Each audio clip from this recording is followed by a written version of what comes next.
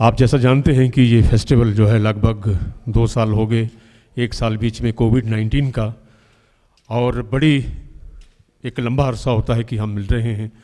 और कोविड-19 के बाद ये ऐसा समारोह जो है, उत्सव जो है, रंग उत्सव, ये 2 साल के बाद ही होने जा रहा है। पिछले साल हम कर नहीं पाए क्योंकि वो पिछले साल का था। तो बहरहाल हम ज़्यादा समय आपका न देते हुए सबसे पहले आप सभी मेहमानों का हम स्वागत करते हैं। और मैडम ज्योत्सना जी से मेरा निवेदन है कि वो प्लीज़ लैंप जो है उसको लिट करने के लिए डॉक्टर अमन सिंह जी से, अरविंदर सिंह अमन जी से मैं निवेदन करूंगा कि उनको साथ लेके वहाँ मंच पे आएँ। और इसके साथ ही मैं आज के हमारे जो एक्सपर्ट्स हैं रविंदर कोल साहब और अभिषेक जी और उमेश सिंह जी से भी मेरा निवेदन है कि वो कृपया मंच पे तशरीफ़ लाएँ।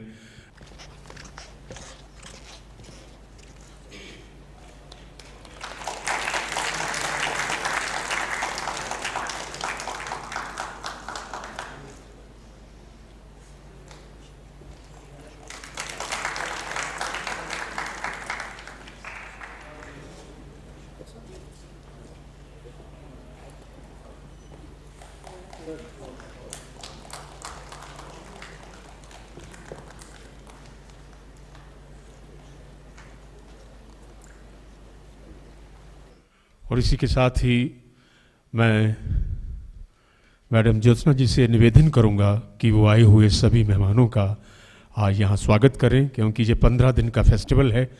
और आप अपना स्वागती भाषण जो है, वेलकम एड्रेस जो है, आप प्लीज़ यहाँ मंच पे आएँ। एक बार ज़ोरदार तालियों के साथ हम फिर मैडम ज्योत्सना जी का स्वागत कर रहे हैं, secretary JNK academy of art culture and languages. आप सभी को मेरा नमस्कार। मुझे हार्दिक प्रसन्नता हो रही है आज आप सभी को हमारे ये वार्षिक थिएटर फेस्टिवल में आप सभी का स्वागत करते हुए। और मैं उम्मीद करती हूँ कि जिस उत्साह के साथ आप लोगों ने इसका शुभारंभ किया है, उसी उत्साह के साथ ये अगले 15 दिन चलेगा। मैं 2-3 बातें बस आप लोगों के समक्ष रखना चाहती हूँ। जैसे कि आप सब जानते हैं, पिछला साल हम सबके लिए ही बहुत कठिन रहा था। ये थिएटर फेस्ट भी नहीं हो पाया था कोविड के चलते। मेरा आप सबसे किसी भी चीज़ से पहले सबसे पहले ये आग्रह है कि कृपया ध्यान रखें, कोविड ख़त्म नहीं हुआ है। जैसे पिछला साल बीता था और जो धैर्य और जो रियायतें हमें बरतनी थी, वही धैर्य और रियायतें हमें इस साल भी बरतनी है।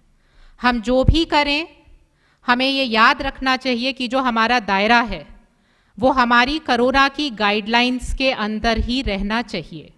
तो प्लीज़ जो सोशल डिस्टेंसिंग के नॉर्म्स हैं, जो साफ़ सफाई के और हाइजीन के नॉर्म्स हैं, आप सब लोग अच्छे से जानते हैं, आप सब अवगत हैं, इसलिए मैं पुनः उन्हें दोहराऊंगी नहीं।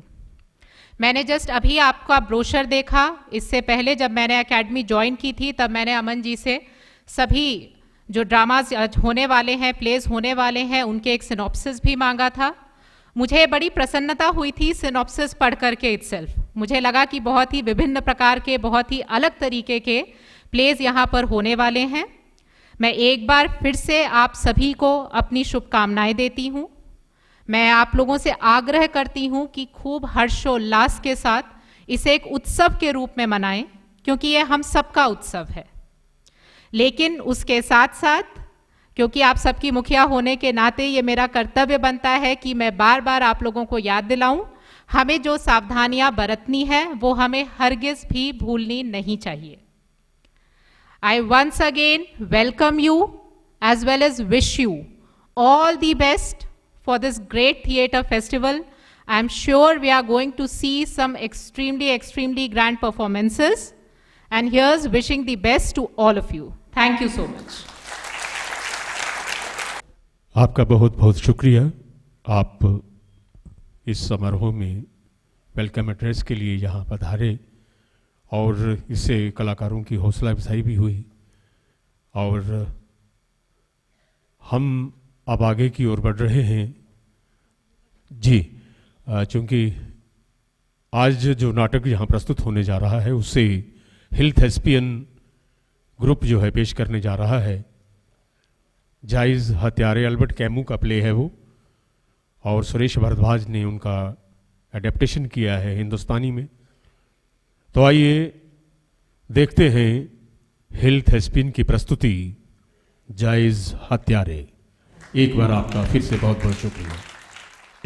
जब अंग्रेजों की बढ़ने लगी तानाशाही, किस मुंह से मांगोगे तुम फिर आजादी?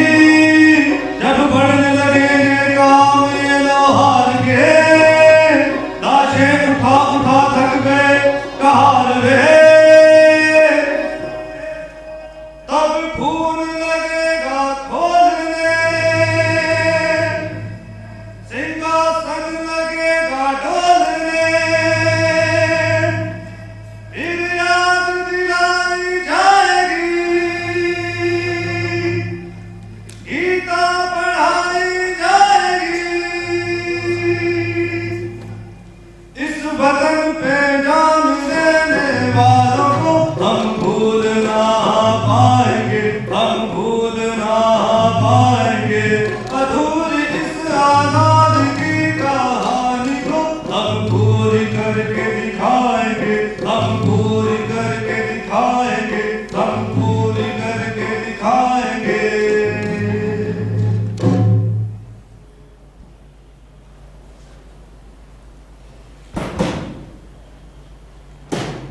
ओंकार, इस वक्त कौन? वही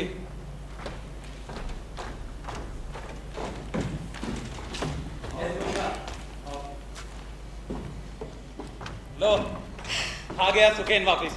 आओ सुखेन। कैसी हो देविका? 3 साल, जरा सोचो तो।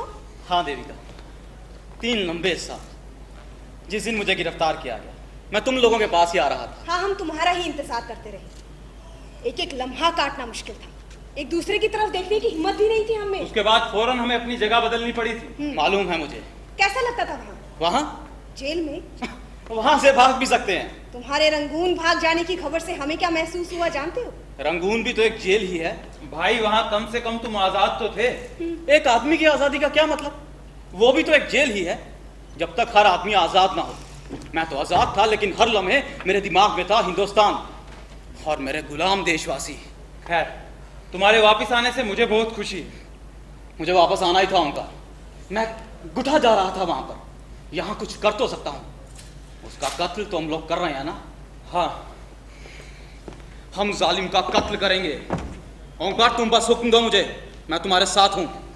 मुझे किसी किस्म का वादा नहीं चाहिए सुखेन। हम सब एक दूसरे के साथ हैं, एक ही मकसद के लिए। हमें सख्त डिसिप्लिन होना चाहिए ओंकार। जेल से कुछ सीखा है तो यही, इनकलाब के लिए अनुशासन होना ही चाहिए। तभी हम गवर्नर का कत्ल कर इस वहशीपन का खात्मा कर सकते हैं। सुखेन, बैठ जाओ, थोड़ा आराम कर लो। इतने लंबे सफर के बाद थक गए होंगे। मुझे कभी थकान नहीं होती देविका। क्या सब कुछ तैयार है ओंकार? हाँ, पिछले 2 महीने से हमारे आदमी गवर्नर की हर एक हरकत पर निगाह रखें। देविका ने तो सारा जरूरी सामान भी इकट्ठा कर लिया। क्या हमारे बयान का मजमून तैयार हो गया है? तमाम लोगों को पता चल जाएगा कि गवर्नर का कत्ल किस पार्टी ने किया। फिरंगियों के पंजे से आजादी के लिए। विदेशी हुक्मरानों को भी ये मालूम हो जाएगा कि हम तोड़ फोड़ और मार काट की हरकतें तब तक बंद नहीं करेंगे जब तक देश की आजादी लौटा नहीं दी जाती। सब कुछ तैयार है सुखेन, अब हमें ज्यादा इंतजार नहीं करना है। मेरे जिम्मे क्या होगा ओंकार? अभी तो तुम देविका की मदद करो। हाँ, तुम घोष की जगह काम करोगे। वो मारा गया? हाँ। कैसे? एक हादसे में। ओंकार, उसके बाद मुझे क्या करना होगा? वो बाद में तय कर लिया जाएगा। जरूरत पड़े तो तुम्हें भी किसी दूसरे की जगह लेने के लिए तैयार रहना चाहिए। सेंट्रल कमेटी से संपर्क रखना तुम्हारी जिम्मेदारी। यहाँ कौन कौन है हमारे साथ? तुम विवान को रंगून में मिल ही चुके हो ना? हाँ, थोड़ा कम उम्र है लेकिन है जिम्मेदार। फिर वो विमी है, तुम उसे नहीं जानते हो ना? विमी, उसका पूरा नाम विमल है। हम उसे कवि कहकर भी बुलाते हैं। एक इनकलाबी का ऐसा नाम नहीं हो सकता। विमल के हिसाब से हो सकता। वो तो कहता है कि हर कविता एक इनकलाब है। ओंकार, सिर्फ बम ही इनकलाब है। तुम्हारे ख्याल से मैं तुम्हारे किसी काम आ सकता हूँ देविका? क्यों नहीं, बस फ्यूज जोड़ते वक्त थोड़ा होशियार रहना पड़ता है। और अगर फ्यूज उड़ जाए तो? घोष इसी तरह मरा था। तुम मुस्कुरा क्यों रहे हो? मैं मुस्कुरा रहा था क्या? हाँ? देविका, मैं मुस्कुरा पड़ता हूं कभी कभी। मुझे एक बात बताओ देविका, इस पूरी इमारत को उड़ाने के लिए एक बम काफी है क्या? पूरी तरह तो नहीं उड़ा सकता, लेकिन काफी नुकसान पहुंचा सकता है। और पूरे इंग्लैंड को उड़ाने के लिए कितने बम चाहिए? पागल तो नहीं हो गए हो? कहना क्या चाहते हो? कुछ नहीं। ओंकार, विवान,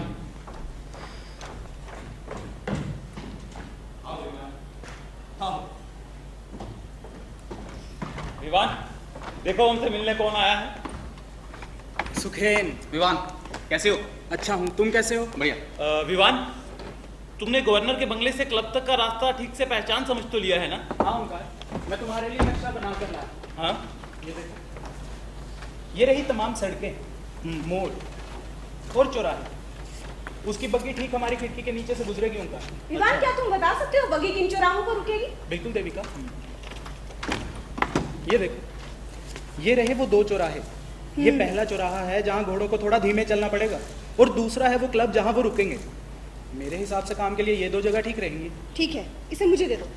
विवान, पुलिस का बंदोबस्त वो तो सब जगह होंगे सुखेन। तुम्हें परेशानी हो रही है ना? थोड़ी परेशानी तो होती ही है। हाँ हाँ, थोड़ी बहुत विवान, लेकिन तुम चिंता मत करो। मैं डर नहीं रहा ओंकार, बस मुझे झूठ बोलना अच्छा नहीं विवान, झूठ सब बोलते हैं, जरूरी ये है कि झूठ को सफाई से बोला जाए। इतना आसान नहीं है सुखेन। जब मैं कॉलेज में था, मेरे साथी हंसा करते थे मुझ पर। मैं कभी कुछ छिपा ही नहीं पाता था, सब कुछ साफ साफ बोल दिया करता था। आखिरकार मुझे कॉलेज से निकाल दिया गया। क्यों? इतिहास की क्लास में मेरे ब्रिटिश प्रोफेसर ने पूछा, ईस्ट इंडिया कंपनी का उदय कैसे हुआ? सवाल अच्छा है। मैंने कहा, चालाकी और धोखाधड़ी के बूते पर।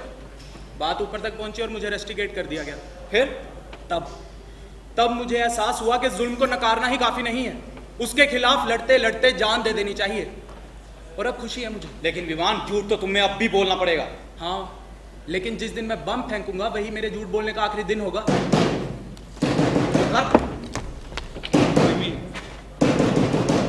पर उनका ये सिग्नल तो अलग था। सुखेन, ये उसका अपना तरीका है, उसके खुद के इशारे हैं। हाँ, क्या विवान आ चुका है? आ चुका है। कैसे हो विवान? विमी, ये सुखेन है, ये घोष की जगह काम करेगा। हो, हेलो सुखेन। विमी, तुम बग्गी को तो पहचानते हो ना? हाँ, मैंने उसे 2 बार खूब ध्यान से देखा। 1 मील दूर से भी उस बग्गी को पहचान सकता हूँ। मैं उसके एक हिस्से से वाकिफ, जैसे उसकी बाईं तरफ वाली खिड़की का शीशा चटका हुआ। और पुलिस वो तो हर जगह भरी पड़ी है मेरे दोस्त, मेरी जान पहचान है उनसे, उन्हें खर्चा पानी देता हूँ। क्या मदन की खबर पक्की है? हाँ, उनका गवर्नर इसी हफ्ते क्लब जाएगा। मदन को सही तारीख का पता नहीं, लेकिन वो नीचे चौकीदार के पास खबर छोड़ जाएगा। देविका, क्या किस्मत है। तुम्हारे तो कबाड़ी वाले कपड़े कहाँ गए? आज काफी अच्छे कपड़े पहने हैं, नया कुर्ता। वो गंदा सा कुर्ता कहाँ गया? उसे तुम कभी भी नहीं छोड़ते थे, उसकी याद नहीं आती तुम्हें? तो वैसे मुझे उस पर काफी नाज था। पहले मैंने 2 महीने कबाड़ियों को काम करते देखा, फिर 1 महीना रिहर्सल की, उन्हें कुछ पता ही नहीं चला। सारे कबाड़ी कहते इसका तो जवाब नहीं, कि ऐसे गवर्नर की बग्गी भी कबाड़ खाने में खरीद कर ले जाएगा। वो तो उस धंधे के गुण मुझसे सीखना चाहते थे। और तुम तो हंसते होगे पक्का। तुम्हें मालूम है देविका, मैं अपनी हंसी रोक ही नहीं पाता। ये भेस, ये नई जिंदगी, हंसी आती है मुझे इन सब पर। मुझे देखो, मैं बिल्कुल पसंद नहीं करती इस भेस को। ओंकार कोई और भेस भी सोच सकता था मेरे लिए। मैं और एक्ट्रेस नहीं, मैं सीधी सादी लड़की हूँ। लेकिन तुम इसमें बहुत खूबसूरत लगती हो। खूबसूरत लगना तो चाहती हूँ, पर अब उस बारे में नहीं सोचना चाहिए। क्यों नहीं देविका? तुम्हारी आंखें हमेशा कितनी उदास रहती हैं। तुम्हें तो हमेशा खुश रहना चाहिए। दुनिया में खूबसूरती और खुशियां हैं, वो तन्हा किनारे जहां दिल की बातें अक्सर किया करते थे हम। तुम्हें याद है वो लाइनें? और तुम मुस्कुरा रही हो। ओंकार, मुझे लगता है हम वक्त बर्बाद कर रहे हैं।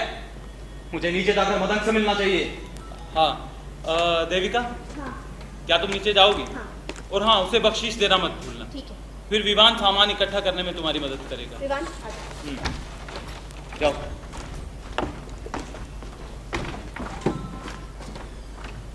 बम मैं फेंकना चाहता हूँ ओंकार। नहीं सुखेन, इसका फैसला हो चुका है। प्लीज ओंकार, बम मुझे फेंके दो। तुम जानते हो इसकी मेरे लिए कितनी अहमियत है। ये तय हो चुका है सुखेन। मैं भी बम नहीं फेंक रहा, मैं भी यहीं बैठकर इंतजार कर रहा हूँ। जानता हूँ मुश्किल है, लेकिन ये नियम। तो फिर पहला बम कौन फेंकेगा? मैं और दूसरा फेंकेगा विमान। तुम? हाँ सुखेन, तुम्हें हैरानी होती है, यकीन नहीं है मुझ पर? इसके लिए तजुर्बा चाहिए दोस्त। तजुर्बा? एक आदमी सिर्फ एक ही बार बम फेंक सकता है, दूसरा मौका तो नहीं मिलता किसी को। कांपते हुए हाथों से बम नहीं फेंका जा सकता। ये कांपने वाले हाथ लगते हैं तुम्हें सुखेन? नहीं, और ना ही ये कांपेंगे। अरे तुम्हें लगता है सामने गवर्नर हो तो ये हाथ रुक जाएंगे? अगर मेरे हाथ रुक भी गए तो भी मैं उसे खत्म करने का एक और पक्का तरीका जानता हूँ। क्या है वो? मैं बम समेत खुद को घोड़ों के पैरों तले फेंक दूंगा। उसकी जरूरत नहीं पड़ेगी विमी। तुमसे कहा गया है ना कि खुद को बचाने की कोशिश करो। पार्टी को तुम्हारी जरूरत है, अगर अपने आप को बचा सकते हो तो बचाओ। तो ठीक है ओंकार, मैं जानता हूँ मुझे कितनी इज्जत दी जा रही है, और मैं वादा करता हूँ कि इस पर खरा उतरूंगा। सुखेन, जब विमी और विवान बग्गी का इंतजार कर रहे होंगे तो तुम नीचे सड़क पर रहना। हर 5 मिनट के बाद खिड़की के सामने चक्कर लगाना। मैं और देविका यहीं पर इंतजार करेंगे और वक्त आने पर यहां से पर्चे बांटेंगे। ठीक है? और हाँ विमी, अगर सब कुछ ठीक रहा ना तो वो मारा जाएगा। हाँ ओंकार, मैं मारूंगा उसे, और अगर कामयाब हुए तो कितनी बड़ी जीत होगी। देखा जाए तो गवर्नर तो कुछ भी नहीं, हमें तो उससे भी ऊंचे ओहदे वालों पर हमला करना है।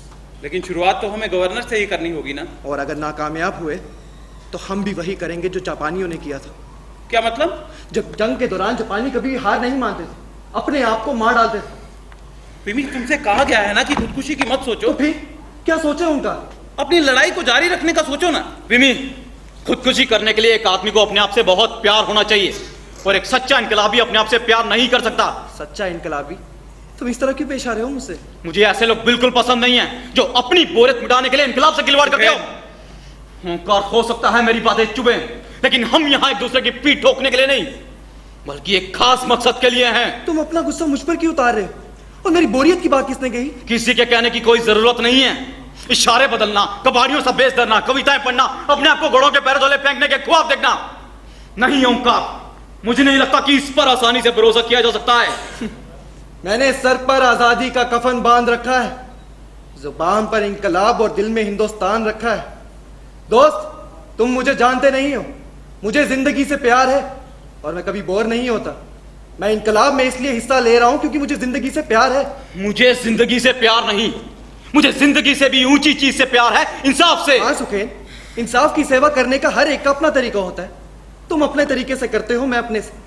अपने अलग अलग तरीकों को मान क्यों ना ले, और अगर कर सकते हैं तो एक दूसरे से प्यार करें। ये नहीं हो सकता। तो फिर तुम हमारे साथ क्या कर रहे हो? मैं यहाँ ना एक आदमी का कत्ल करने आया हूँ, उसकी शख्सियत के अलगा पर बहस करने के लिए नहीं। उसका कत्ल तुम अपने आप तो नहीं कर सकते, हम सबके साथ मिलकर करना होगा कौम की भलाई के लिए, और वही तुम्हारे काम को भी जायज ठहराएगा। मुझे किसी जस्टिफिकेशन की कोई जरूरत नहीं है विमीन। 3 साल पहले तमाम जस्टिफिकेशन मिल चुके हैं मुझे जेल में, और अब ये मैं बिल्कुल बर्दाश्त नहीं करूं। पागल हो गए हो तुम दोनों, या भूल गए हो कि हम लोग कौन हैं? हम सब एक साथ काम कर रहे हैं बर्बरता को खत्म करने के लिए, देश को आजाद करवाने के लिए। और हाँ सुखेन, हमें इकट्ठे ही कत्ल करना है, कोई ताकत हमें अलग नहीं कर सकती। मेरे साथ चलो सुखेन, हमें इशारा तय कर लेना चाहिए।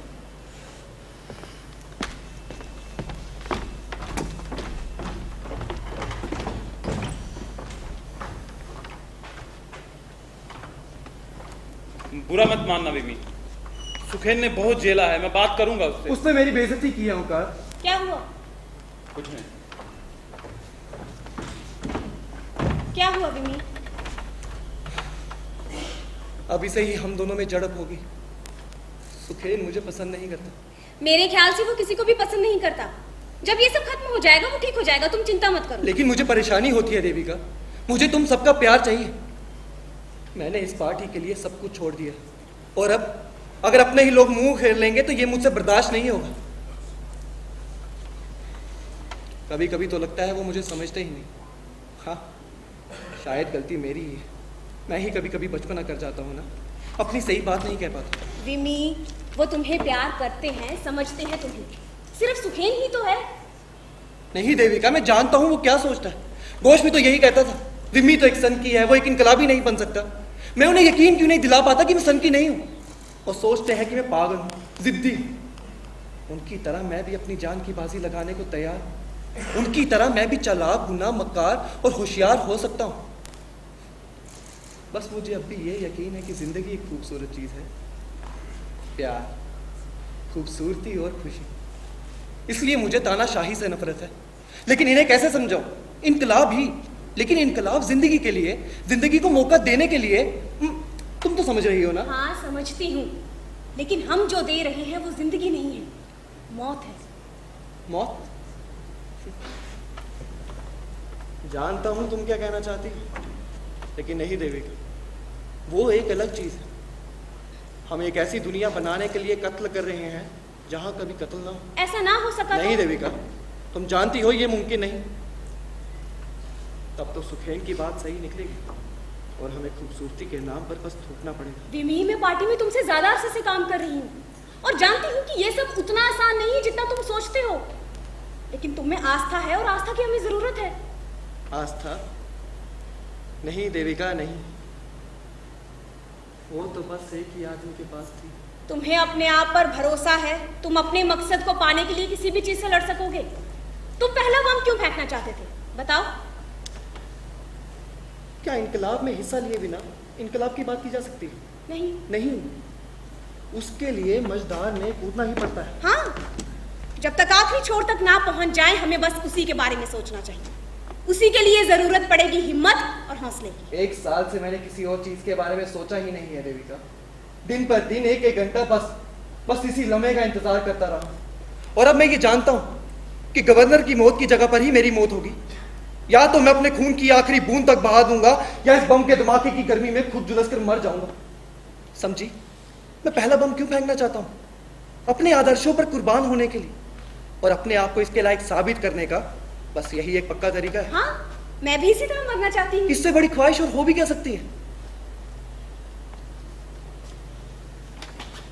पर फिर भी कभी कभी रात को पुआल के डेर पर लेटे हुए ये बात मुझे बहुत परेशान करती है कि उनकी वजह से हमें कातिल बनना पड़ा। लेकिन फिर याद आता है कि मैं भी तो मरने वाला हूँ और फिर सब ठीक हो जाता है। मैं मुस्कुराने लगता हूँ एक बच्चे की तरह और आराम से वहीं सो जाता हूँ। ऐसा ही होना चाहिए विनी, कत्ल करना और वहीं मर जाना। लेकिन मैं सोचती हूँ इससे भी बड़ी खुशी है, फांसी का तख्ता।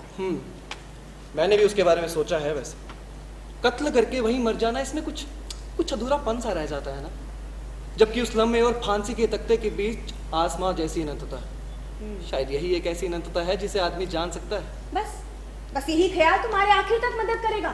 जितना कुछ हमें मिल रहा है हम उससे ज्यादा दे रहे हैं। क्या मतलब? हमें कत्ल करने के लिए मजबूर किया जाता है। नहीं, हम जानते बूझते जिंदगी की कुर्बानी देते हैं, एक अकेली जिंदगी। हाँ, लेकिन बम फेंकना और फांसी के तख्ते पर चढ़ना, ये तो दोहरा मरना है। हम अगर एक जान लेते हैं तो 2 बार खुद मरते हैं। वाकई ये तो दोहरा मरना है।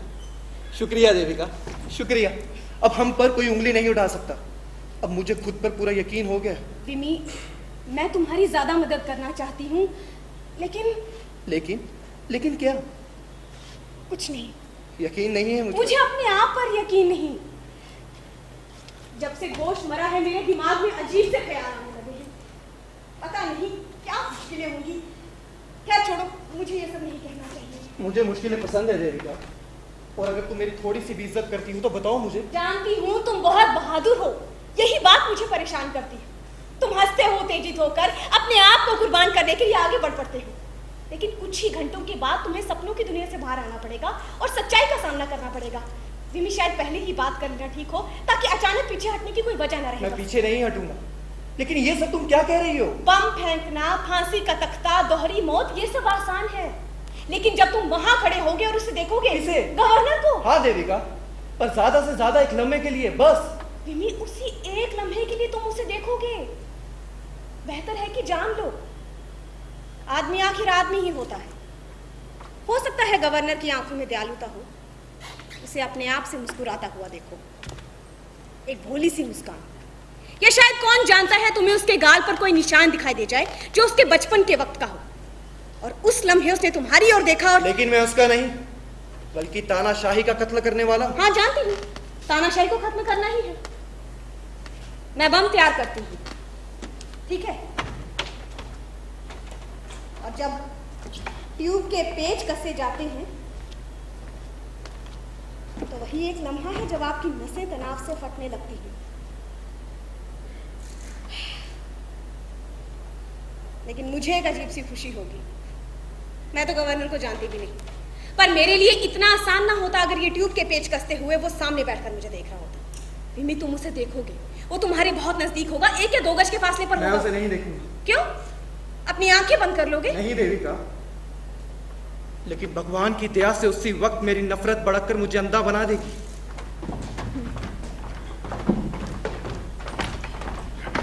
मदन था, गवर्नर क्लब जा रहा है कल। सब कुछ तैयार है ना देविका? हाँ ओंकार, सब तैयार है। हाँ ओंकार, मैं उसका कत्ल करूंगा, बहुत खुशी से।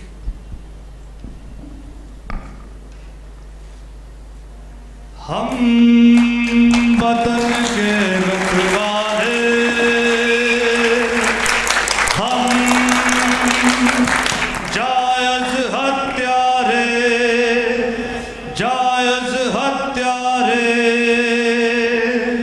अपने घर से दूर है हम अपने घर के वास्ते, अपने घर के वास्ते बांधा है कफन को सर पे, आजादी के वास्ते, आजादी के वास्ते।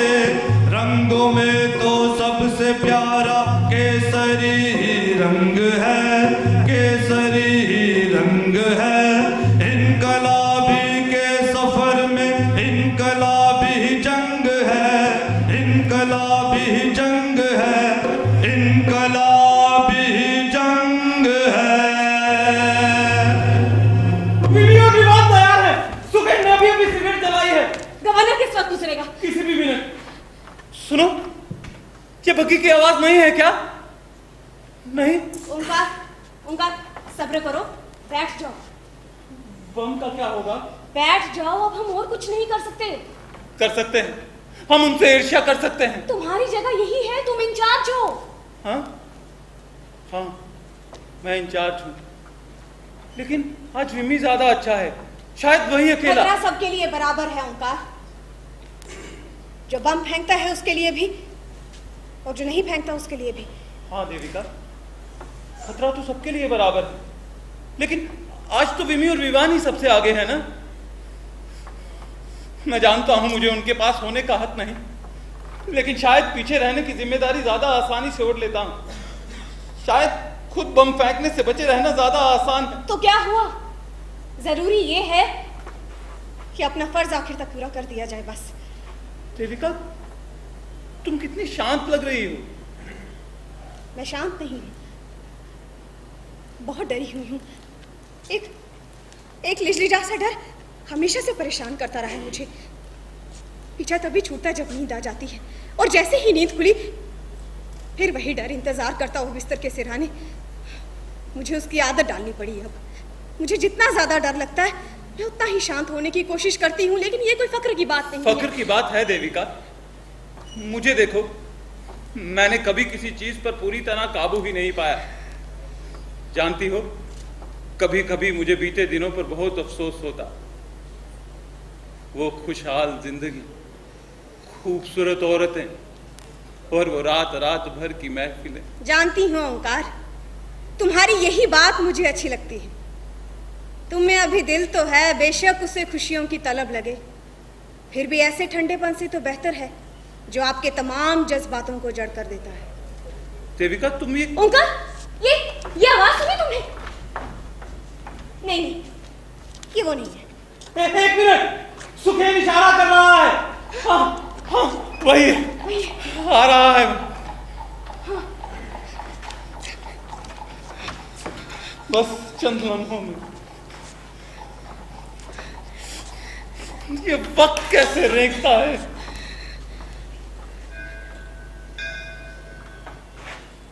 हुआ क्या देविका?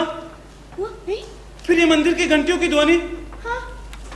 अब तक तो विमी को बम फेंक देना था, बग्गी तो क्लब पहुंच चुकी होगी। और विवान, ये सुखेन वापस क्लब की तरफ क्यों भाग रहा है? सुखेन वापस क्लब की तरफ? ओंकार, विमी को गिरफ्तार कर लिया है, उसे गिरफ्तार कर लिया, हमें कुछ करना होगा। ये विवान है देविका, जल्दी करो।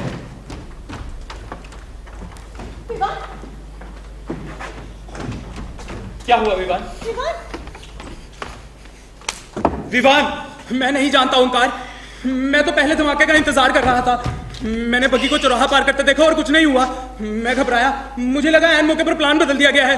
मैं हिचकिचाया और वापस यहाँ भाग आया। विवी को क्या हुआ? मैंने तो उसे देखा भी नहीं। उसे गिरफ्तार कर लिया गया है। मैं नहीं जानता। विमी, मुझे माफ कर दो ओंकार, मैं नहीं कर पाया।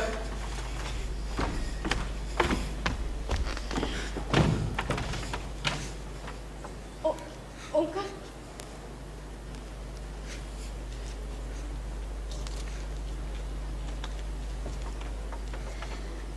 ठीक है विमी, ठीक है, कोई बात नहीं। लेकिन हुआ क्या? चिंता मत करो विमी, ऐसा कई बार होता है, ऐन मौके पर सब गड़बड़ा जाता है। नहीं, मुझे यकीन नहीं हो उसे रहा। छोड़ दो ओंकार, तुम अकेली नहीं हो विमी। घोष भी पहली बार बम नहीं फेंक पाया था। क्या तुम डर गए थे? डर नहीं। ओंकार, मैं बताता हूँ।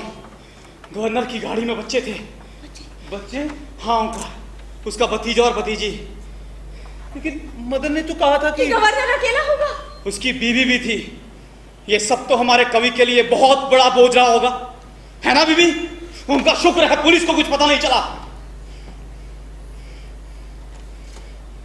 मैंने कभी सोचा नहीं था कि ये सब इस तरह होगा। बच्चे नहीं, नहीं बच्चे नहीं। क्या तुमने कभी किसी बच्चे को देखा? उसकी ईमानदार और पाक साफ आंखों को? पता नहीं देविका, मैं उनका सामना नहीं कर सकता था। एक लम्हा पहले मैं कितना खुश था, उस गली के मोड़ पर खड़ा हुआ। जैसे ही मैंने बग्गी की रोशनी दूर से चमकती देखी, मेरे दिल की रफ्तार तेज हो गई। खुशी से, हाँ खुशी से। जैसे जैसे पहियों की आवाज पास आती गई, मेरे दिल की रफ्तार भी बढ़ती गई। जी जहाँ खुशी से हवा में उड़ने लगी। मैं हंसा और कहता जाता था, हाँ तुम समझ रहे हो ना? हटाओ यार बीबी। जैसे ही बम फेंकने के लिए भागा, मैंने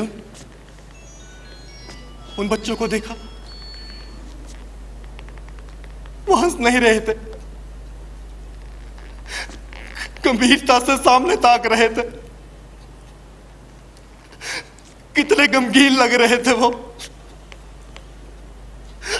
अपने कीमती कपड़ों में लिपटे, घुटनों पे हाथ रखे। दो तस्वीरों की तरह जिन्हें खिड़कियों में झड़ दिया। मैंने गवर्नर की बीवी को नहीं देखा, सिर्फ उन्हें। अगर वो उस वक्त मेरी तरफ देखते तो मैं जरूर बम फेंक देता, और कुछ नहीं तो उनकी आंखों से उदासी मिटाने के लिए ही सही। लेकिन वो सिर्फ सामने ही देखते रहे, सिर्फ सामने। मैं नहीं बता सकता देविका उस वक्त मुझे क्या हुआ। मेरे हाथ अकड़ गए, मेरे घुटने कांपने लगे, और एक ही पल में बहुत देर हो चुकी थी, बहुत देर हो चुकी थी, बहुत देर हो चुकी थी। विमी, विमी उठो, उठो विमी, खुद को संभालो। देविका, देविका क्या मैं सपना देख रहा था या सचमुच मैंने मंदिर की घंटियां सुनी? नहीं विमी, तुम सपना नहीं देख रहे थे।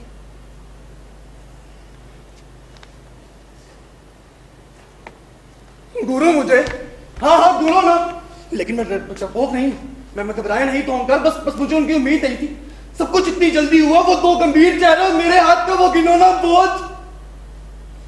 मैं उसे फेंकने ही वाला था, बिल्कुल सीधे उसकी तरफ, लेकिन नहीं कर पाया, नहीं कर पाया उनका।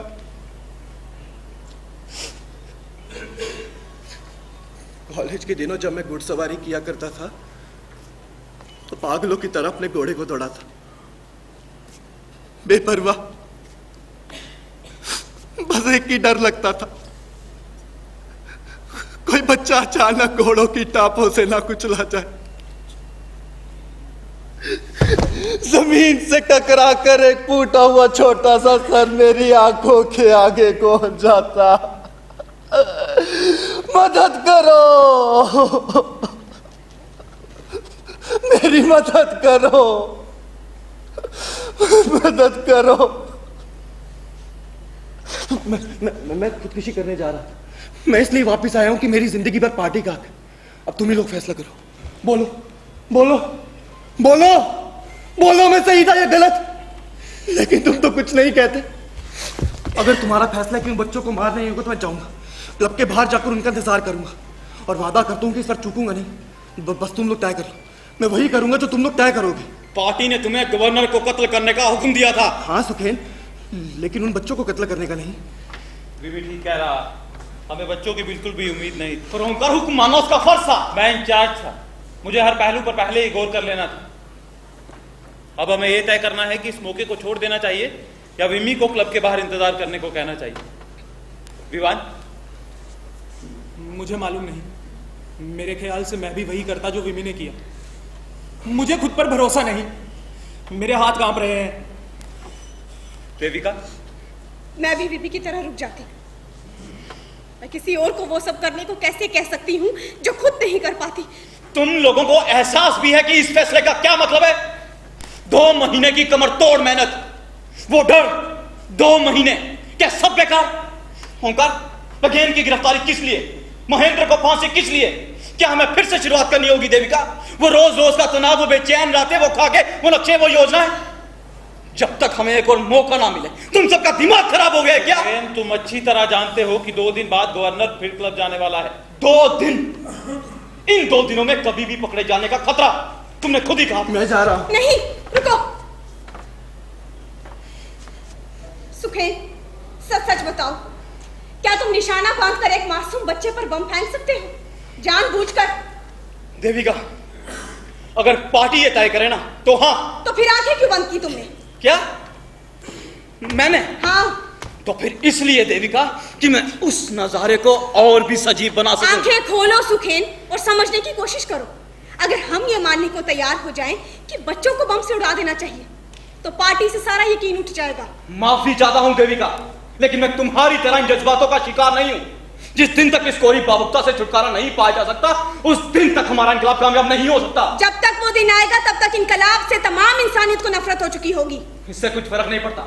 अगर हम इंसानियत से प्यार कर सके, इनकलाब को जबरन इंसानियत के करीब ला सके, इंसानी कौम को अपने आप से ही बचा सके। अगर तमाम इंसानी कौम भी इनकलाब को नकार दे, तब जिन लोगों के लिए तुम लड़ रहे हो वो अपने बच्चों का ही मारा जाना बर्दाश्त न करे, तब क्या उन पर भी वार करने लगोगे? हाँ देवी, करता रहूंगा और तब तक करता रहूंगा जब तक उनकी समझ में ना आ जाए कि मैं भी उनसे प्यार करता हूं। इसे प्यार नहीं कहते सुखेन। कौन कहता है? मैं कहती हूं। तुम एक औरत हो देविका, तुम्हारे लिए जो प्यार का मतलब है वो बकवास है। तुम प्यार का मतलब नहीं जानती। कम से कम शर्म के मायने जरूर जानती है। शर्म? हाँ, जिंदगी में सिर्फ एक बार मुझे शर्म का मतलब समझ आया था, जब मुझे कोड़े लगे थे। हाँ देविका, कोड़े लगे थे मुझे। जानती हो कैसा लगता है? वीरा मेरे साथी, उसने खिलाफत में जान दे दी अपनी, लेकिन मैं जिंदा रहा। अब मुझे किसी बात पर शर्म क्यों आए? हम सब तुम्हें चाहते हैं सुखेन। तुम्हारे इस तरह सोचने की कुछ भी वजह रही हो, लेकिन तुम्हें यह नहीं कहना चाहिए कि सब कुछ जायज है। हम में से हजारों ने अपनी जान दे दी है यही साबित करने के लिए कि सब कुछ जायज नहीं है। कोई भी काम जो हमें हमारा मकसद हासिल करवा सके वो जायज है। तो क्या विदेशियों के साथ मिलकर दोहरी चाल चलना भी जायज है, जैसा कि वो इंदर कर रहा था? अगर जरूरत पड़े तो हाँ। सुखेन, तुमने हमारे लिए और हमारे साथ बहुत कुछ किया, इसलिए जो कुछ भी तुमने अभी कहा हम उसे भूलने को तैयार हैं। लेकिन मेरा सवाल अब भी वही है कि हमें उन 2 बच्चों पर बम फेंकने चाहिए या नहीं? उनका फिर वही सवाल बच्चे, क्योंकि विमी ने उन 2 अंग्रेज बच्चों को नहीं मारा, इसीलिए हजारों हिंदुस्तानी बच्चे सदियों तक भूखे मरते रहेंगे। देखा है कभी भूख से बिलबिलाकर मरते हुए बच्चों को? मैंने देखा है ओंकार, और बम से मारे जाना उसकी तुलना में काफी आरामदेह है। और विमी, अगर तुम उन बच्चों को नहीं मारते तो इसका यही मतलब है कि तुम इसमें यकीन नहीं करते। विमी गवर्नर का कत्ल इसलिए करेगा कि वो दिन और करीब आ सके जब किसी भी बच्चे को भूख से ना मरना पड़े। ये भी कोई आसान काम नहीं है। गवर्नर के बच्चों को मारने से एक भी बच्चे को भूख से मरने से नहीं बचाया जा सकता। इनकलाब का भी सही और गलत तरीका होता है और सीमाएं भी होती हैं। कोई सीमाएं नहीं होती देविका। इसका मतलब यही है कि तुम लोग इस इनकलाब में यकीन नहीं रखते। हाँ, नहीं रखते, कोई भी नहीं। अगर तुम्हें सचमुच लगता कि हमारी कुर्बानियां हमारे ही एक ऐसे देश की नींव होंगी जहां कोई जुल्म ना हो, यकीनन तब तुम्हें लगता देविका कि हर चीज जायज है। और विमी, हाँ, अगर तुम उन बच्चों को नहीं मारते तो इसका यही मतलब है कि तुम लोग इस इनकलाब में यकीन नहीं रखते।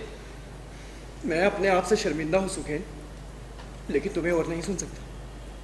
मैं जुल्म को मिटाने के लिए कत्ल करने को तैयार हूं, लेकिन तुम्हारी बातों के पीछे कुछ अलग ही किस्म का वैश्यपन दिख रहा है, और अगर सत्ता हाथ में आ जाए तो ये मुझे भी एक कातिल बना डालेगी। मैं जिस चीज के लिए लड़ता हूं वो है इंसाफ। सवाल ये है कि इंसाफ होता रहे, फिर चाहे इंसाफ के लिए लड़कर या कातिल बनकर। तुम्हारी या मेरी कोई अहमियत नहीं है। अहमियत है, और ये बात तुम जानते हो, चाहे अपने गुरूर की वजह से कबूल ना करो। मेरा गुरूर मेरा जाती मामला है विमी, और आदमी का गुरूर है उसकी बगावत, उसके खिलाफ की गई नाइंसाफी। उसी बात से हम सबका ताल्लुक है। आदमी सिर्फ इंसाफ पर जिंदा नहीं रहता। अगर उसे रोटी नहीं मिले विमी तो वह किस चीज पर जिंदा रह सकता है? इंसाफ और ईमानदारी के बूते पर। हाँ, इंसाफ और ईमानदारी, मैं खूब अच्छी तरह से जानता हूं इसे, लेकिन फिर भी अपनी और दूसरों की आंखें बंद रखना ही मुनासिब समझता हूं, ताकि एक दिन तमाम दुनिया में इसके माने एक से हों। अगर वो तमाम चीजें जुटला दी जाएं जिनसे जिंदा रहने की चाह हो सकती है, तो यकीन कर पाना मुश्किल होगा कि वो दिन आएगा। मुझे यकीन है। नहीं सुखैन, इतना आसान नहीं है। यकीन कर पाना तुम सही हो या मैं, ये जानने के लिए 3 पुश्तों की कुर्बानी देनी होगी। काफी जंग लड़ी जा चुकी होगी और बेशुमार इंकलाब हो चुके होंगे, और जब तक इतना खून जमीन में समाएगा हम और तुम राख हो चुके होंगे। भीमी, तब दूसरे लोग आएंगे, मैं उन लोगों को अपना भाई समझूंगा। लेकिन मुझे उन लोगों से प्यार है जो आज जिंदा है, उसी जमीन पर चलते हैं जहां मैं उन्हीं के लिए लड़ रहा हूं और उन्हीं के लिए अपनी जान देने को तैयार हूं। किसी अनजान दुनिया के लिए मैं अपने ही इर्द गिर्द के लोगों का कत्ल नहीं करूंगा। किसी मुर्दा इंसाफ के लिए हमारे आसपास मौजूद नाइंसाफी के खाते में और नाइंसाफी नहीं जोड़ूंगा सुखैन। देखो, मैं तुम्हें एक ऐसी बात बताना चाहता हूं जो हर मामूली आदमी भी जानता है। बच्चों का कत्ल करना इंसानी मर्यादा के खिलाफ है। अगर इनकलाब उस मर्यादा से नाता तोड़ता है तो मैं खुद उस इनकलाब से नाता तोड़ लूंगा। अगर तुम्हारा फैसला है कि मुझे जाना ही है तो मैं जाऊंगा, क्लब के बाहर जाकर उनका इंतजार करूंगा, लेकिन उसके बाद मैं अपने आप को घोड़ों की टापों तले कुचल डालूंगा। मर्यादा उन लोगों को बहाती है भीमी जो 6 घोड़ों वाली बग्घी रखने की औकात रखते नहीं हो। सुखैन, बल्कि यही एक चीज गरीबों की दौलत है। तुम जानते हो, और ये भी जानते हो कि इंकलाब की भी मर्यादा है, और हम सब उसकी खातिर कुर्बान होने के लिए तैयार हैं। सुखैन, जब तुम कोड़ों से भीमी, उसके बारे में कुछ मत कहना, मैं आगाह कर रहा हूं तुम्हें। मैंने तुम्हें इजाजत दी कहने की कि मुझे इंकलाब पे यकीन नहीं। दूसरे शब्दों में, मैं गवर्नर का कत्ल बेवजह कर रहा था, और यह कि मुझ में और एक आम कातिल में कोई फर्क नहीं। मैंने तुम्हें वो सब कहने की इजाजत दी, शुक्र है मेरे हाथ नहीं उठाए।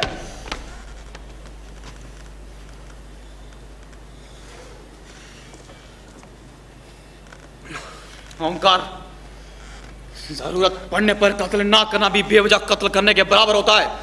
हम तुमसे सहमत नहीं है सुखैन। हमने फैसला कर लिया। ठीक है ओंकार, तो मुझे मंजूर है तुम्हारा फैसला, लेकिन मैं एक बार फिर वही बात कहूंगा कि भावुकता की कोई जगह नहीं है इंकलाब में। हम सब कातिल हैं और यही होना हमने कबूल किया है। विमी, सुखैन, हमने फैसला कर लिया है कि बच्चों का कत्ल करना कोई मकसद नहीं रखता। हमें फिर से शुरुआत करनी होगी, और हाँ, 2 दिन के अंदर अंदर तैयार होना पड़ेगा। ओंकार, अगर वो बच्चे फिर वहां हुए तो फिर हम तीसरे मौके का इंतजार करेंगे सुखैन। और अगर उसकी बीवी वहां हुई तो हम उसे नहीं छोड़ेंगे। सुनो,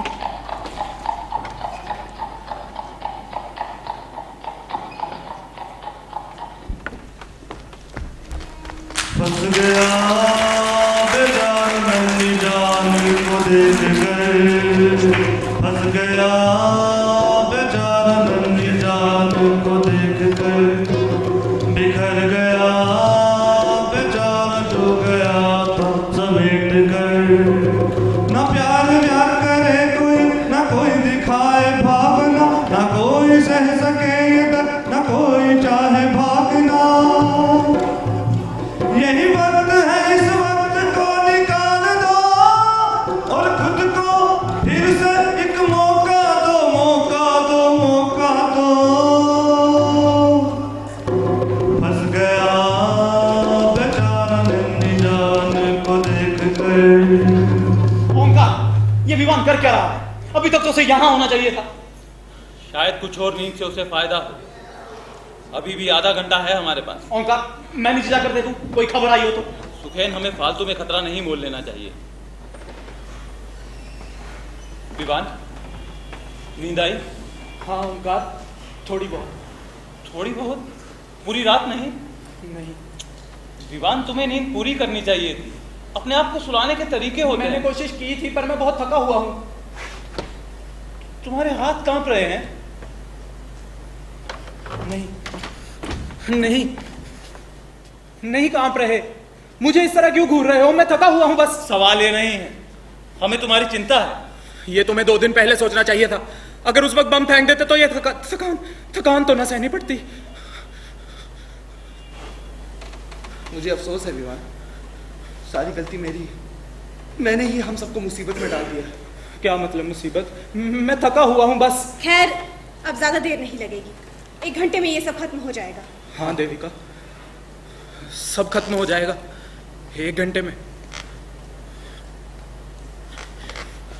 ओंकार, मैं तुमसे कुछ बात करना चाहता हूं। अकेले में? हाँ, अकेले में।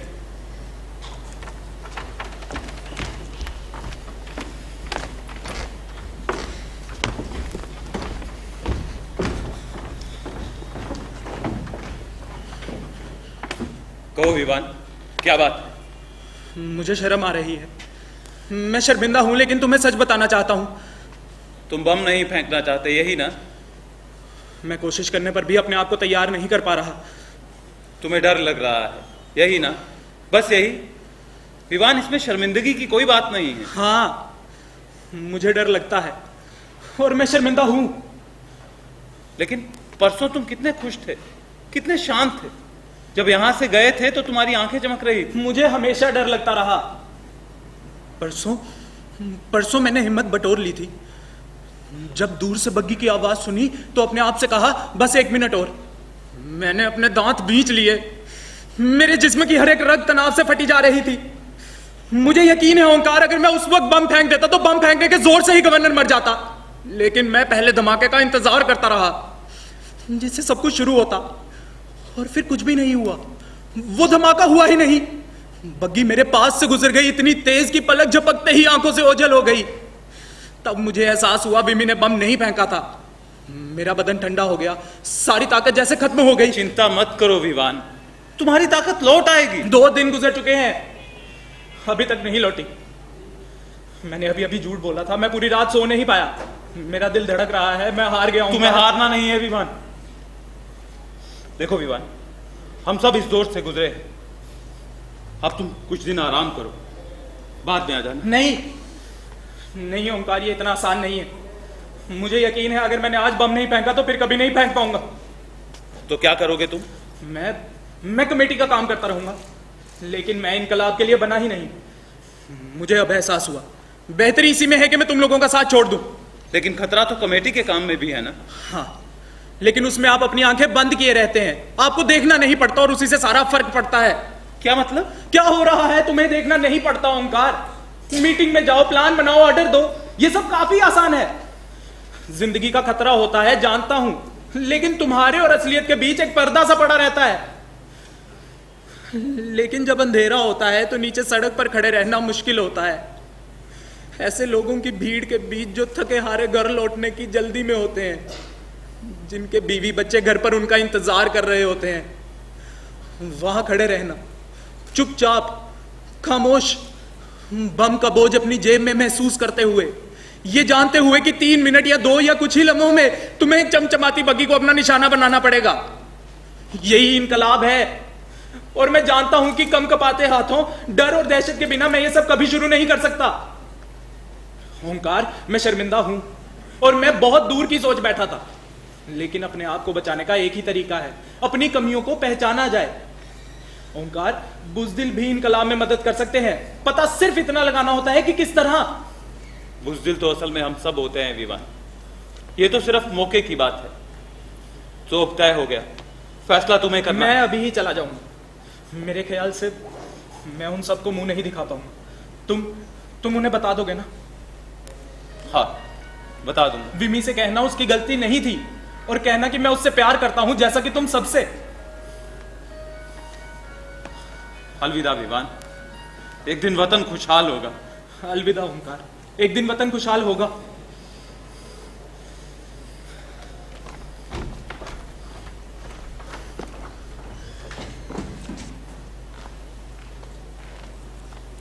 आ जाओ तुम लोग।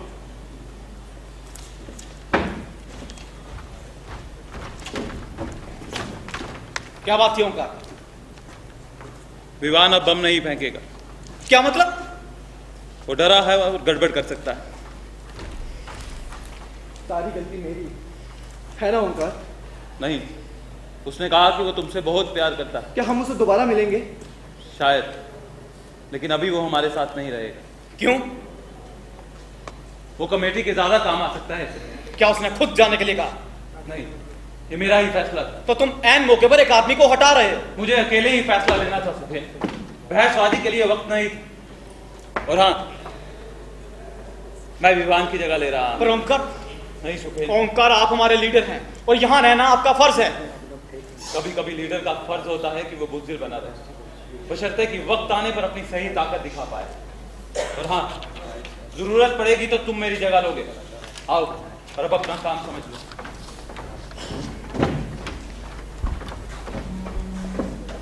विमी, विमी तुम्हारी कोई गलती नहीं है। मैंने उसे बहुत दुख पहुंचाया, बहुत। याद है वो क्या कह रहा था उस दिन? वो तो बार बार यही कह रहा था कि कितना खुश है। हाँ देविका, उसने कहा था दुनिया में हमें छोड़कर और कोई खुशी नहीं है उसके लिए। आज पार्टी ही सब कुछ और हम ही पार्टी, हम ही ने सच है। देविका, क्या ये सब होना जरूरी था? विमी, वो वापस आएगा। नहीं देविका, मैं जानता हूं अगर मैं उसकी जगह होता तो क्या करता। किसी आहट में कुछ भी कर बैठता। और अब क्या तुम अपनी ही किसी आ रहे? इस वक्त मैं तुम्हारे साथ हूं और बहुत खुश हूं। हाँ, कितनी अच्छी है ये खुशी। विमी, सच सच बताओ, क्या तुम मुझे प्यार से चाहते हो? जिस तरह से मैं तुम्हें प्यार करता हूं और कोई नहीं कर सकता। जानती हूँ, लेकिन औरों की तरह प्यार करना अच्छा नहीं होता। मैं औरों की तरह नहीं हूं देविका, मैं जैसा हूं तुमसे प्यार करता हूं। तो मुझे इंसाफ से भी ज्यादा, पार्टी से भी ज्यादा प्यार करते हो। मैं तुम्हें इंसाफ को और पार्टी को अलग अलग समझता ही नहीं। विमी, तुम मुझे अकेली को प्यार करते हो, दिल से, अपनी मानकर। और अगर मैं नाइंसाफी करूं तो क्या तब भी मुझे प्यार करोगे? अगर तुम नाइंसाफी करो और तब भी मैं तुम्हें प्यार करूं तो वो तुम नहीं, कोई और ही होगी। विमी, तुम मेरी बात का जवाब नहीं दे रहे। मुझे बस इतना बताओ, अगर मैं इस पार्टी में ना होती, क्या तब भी मुझे प्यार करते? पार्टी में ना होती? पार्टी में ना होती तो कहाँ होती? मुझे वो दिन याद आ रहे हैं जब मैं पढ़ती थी। मैं बहुत खूबसूरत थी, घंटों घूमती और सपने देखती रहती। अगर मैं वैसे ही चंचल और लापरवाह होती, क्या तब भी मुझे प्यार करते?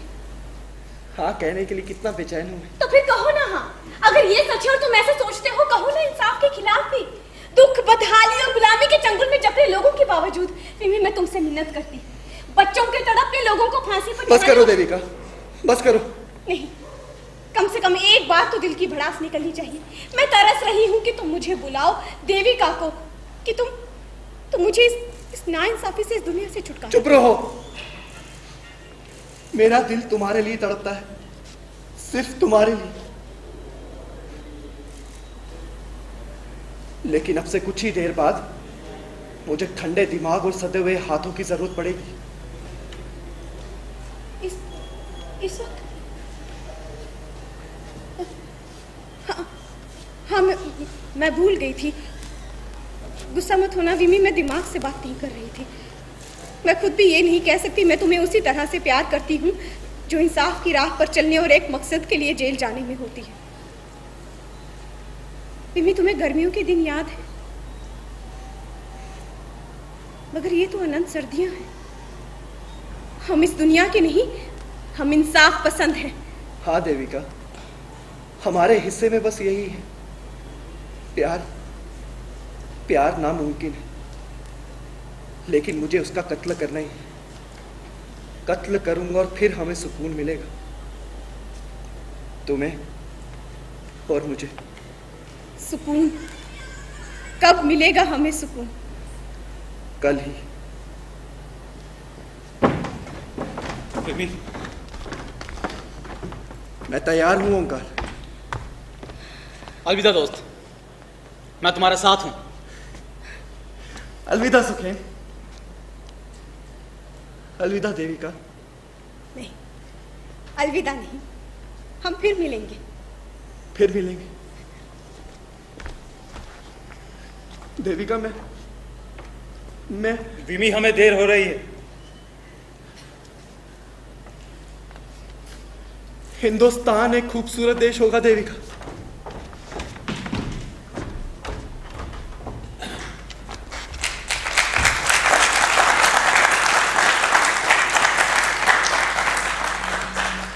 कितना गुरूर है उसकी चाल में देविका।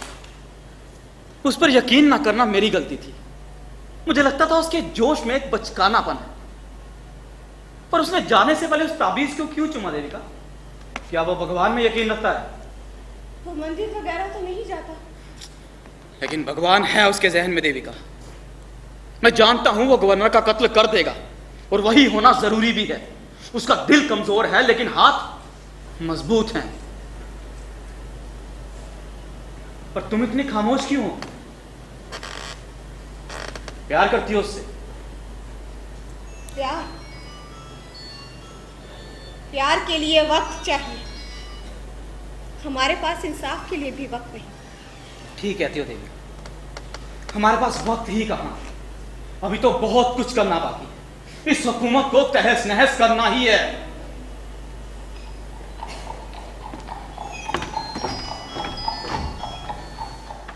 देविका, गवर्नर क्लब जा रहा है। काश कि वो इस बार अकेला हो। हाँ। पर ये क्या? ओंकार ने अपना बम नहीं फेंका, लेकिन बीवी ने कर दिया। हम जीत गए, हिंदुस्तान के लोग, हम जीत गए। हम ही ने मारा है उसे, हम ही ने मारा है। मैंने मारा है। किसे? विमी को? गवर्नर को।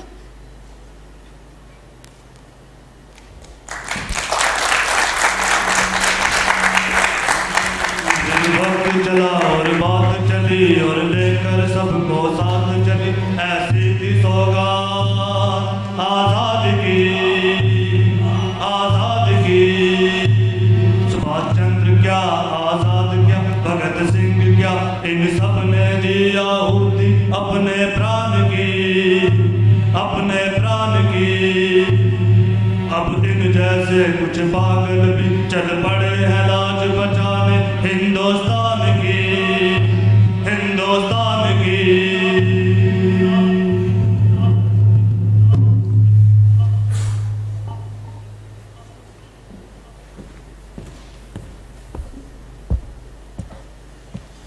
हेलो विमी, कैसे हो?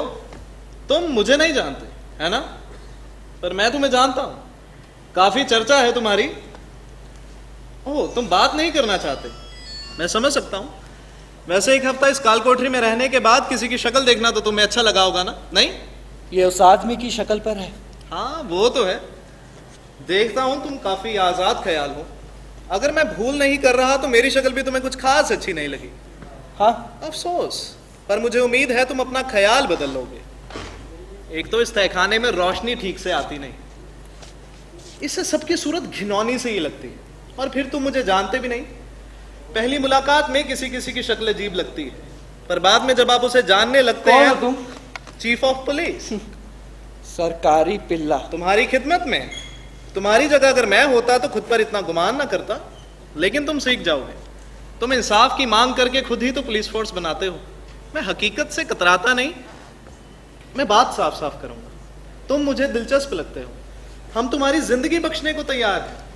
क्या मतलब?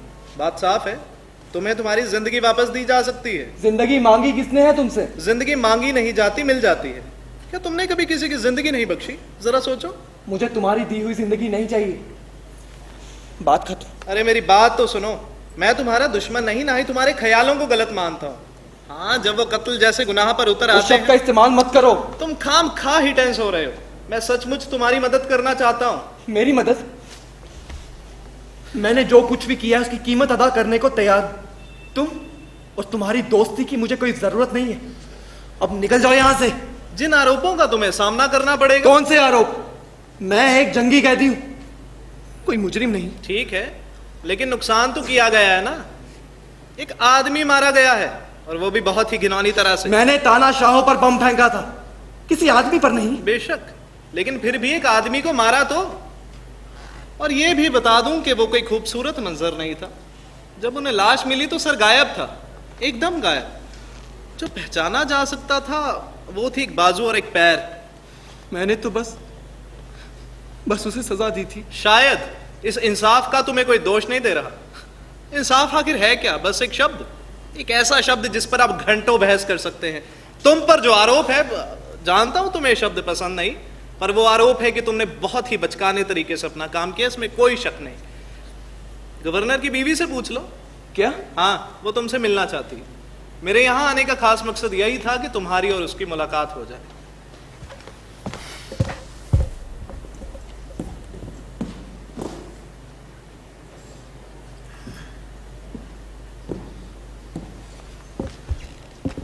क्या चाहिए तुम्हें?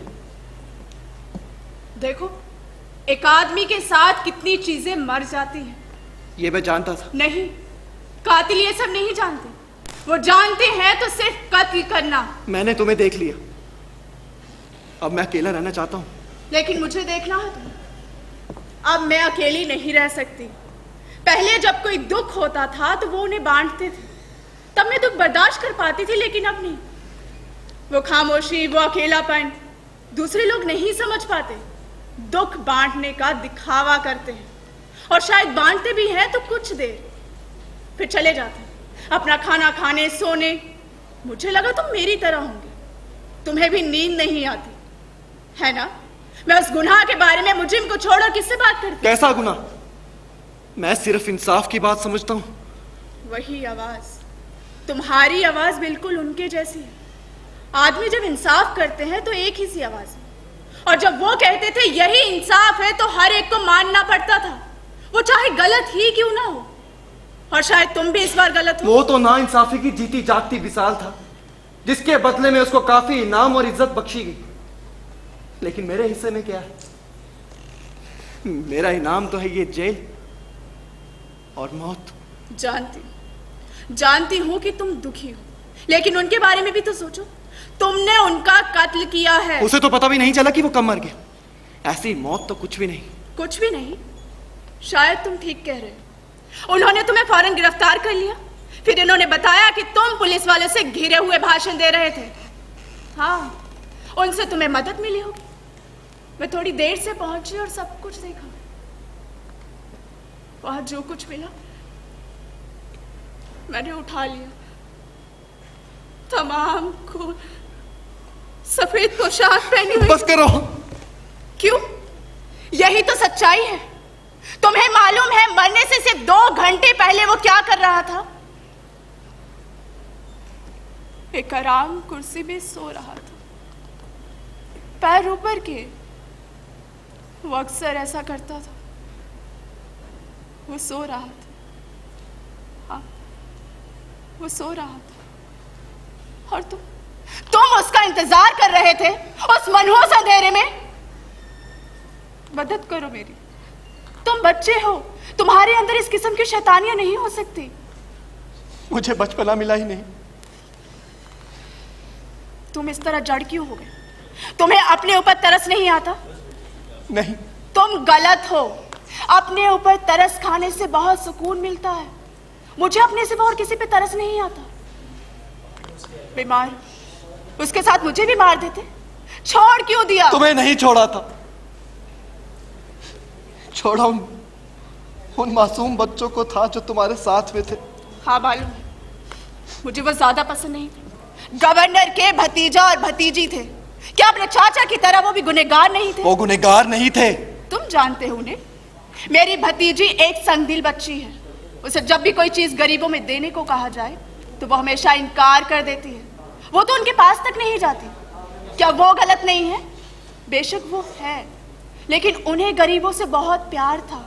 वो तो उनके बीच उठते बैठते थे, और तुमने उन्हीं को मार डाला। तुम भी गलत हो। ये दुनिया ऐसी ही है, जालिम और संग। चुप हो जाओ, मुझे मौत के लिए तैयार होने दो। अगर मैं मरता नहीं तो कातिल करार दिया जाऊंगा। मौत? तुम वाकई मरना चाहते हो? नहीं, तुम्हें जिंदा रहना होगा और अपने कातिल करार दिए जाने को कबूल करना होगा। आखिर तुमने उनका कत्ल किया है? नहीं किया क्या? आखिरकार भगवान ही तुम्हारा फैसला करेगा। किसका भगवान, तुम्हारा या मेरा? हम सबका। बकवास। भगवान के नाम पर बहुत से लोगों को बेवकूफ बनाया गया है, लेकिन जल्दी ही मेरा फैसला सुना दिया जाएगा। फांसी की तैयारियां होने लगेंगी और जल्दी ही मैं तुम सबसे और इस नापाक दुनिया से छुटकारा पा लूंगा। आखिरकार मेरे दिल में नफरत की जगह सिर्फ प्यार मिलेगा। प्यार केवल भगवान से किया जा सकता है। नहीं, प्यार भगवान से नहीं, प्यार आदमी से। और यही एक प्यार है जिसकी इजाजत तुम और तुम जैसों ने बख्शी है हमें। मैंने भी प्यार किया था उस आदमी से जिसे तुमने मार डाला। जानता हूं, इसलिए तुम्हें तुम्हारे गुनाह के लिए माफ कर देना चाहता हूं। अब निकल जाओ यहां से। हाँ, अब मैं चली जाऊंगी। मैं सिर्फ तुम्हें भगवान की याद दिलाने आई थी, लेकिन तुम तो अपना फैसला खुद करना चाहते हो, जो तुम्हारी ताकत के परे है। लेकिन ईश्वर तुम्हारा फैसला कर सकता है। अगर तुम जिंदा रहो, मैं उनसे कहूंगी कि वो तुम्हें माफ कर दे। तुम ऐसा नहीं कर सकती, तुम ऐसा नहीं कर सकती। ओह, शुक्र है भगवान का कि तुम आ गए। खुशी हुई? क्यों? हाँ, वो मुझे दोबारा से नफरत करने के लिए तुम जैसा ही कोई चाहिए था। ओह, मुझे अफसोस है, लेकिन मैं तुम्हारे जवाब के लिए आया हूँ। तुम्हें मेरा जवाब पहले ही मिल चुका है। नहीं, अभी नहीं। मैंने गवर्नर की बीवी और तुम्हारी मुलाकात का बंदोबस्त सिर्फ इसलिए करवाया था ताकि इसका ब्यौरा अखबारों में दिया जा सके। ब्यौरा पूरी तरह से सही होगा सिवाय एक बात की। उसके उस ब्यौरे में तुम्हारे एक इकबालिया बयान शामिल किया जाएगा कि तुम्हें अपने किए पर पछतावा है। तुम्हारे दोस्त सोचेंगे कि तुमने उन्हें धोखा दिया है। ये सब इतना आसान नहीं है। मैं अपना बयान तभी वापस लूंगा जब तुम अपना गुनाह कबूल कर लोगे। तुम्हारे पास सोचने के लिए पूरी रात है। वो तुम्हारा यकीन ही नहीं करेंगे।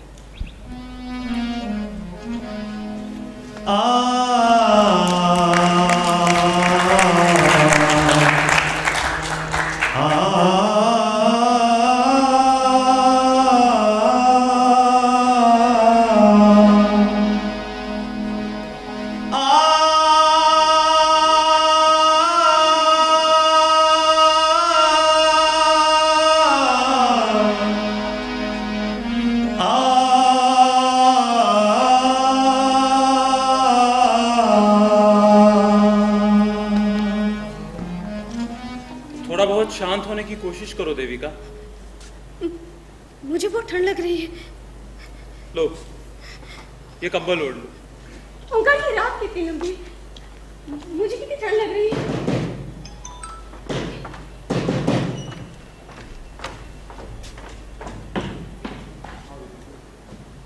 ओंकार, मदन का कहना है शायद आज रात ही हो। जिन अफसरों की ड्यूटी नहीं थी उन सभी जूनियर अफसरों को बोला गया है कि ड्यूटी पर रिपोर्ट करें। इसी बहाने वो भी वहां पहुंच जाएगा। तुम उससे कहाँ मिलोगे?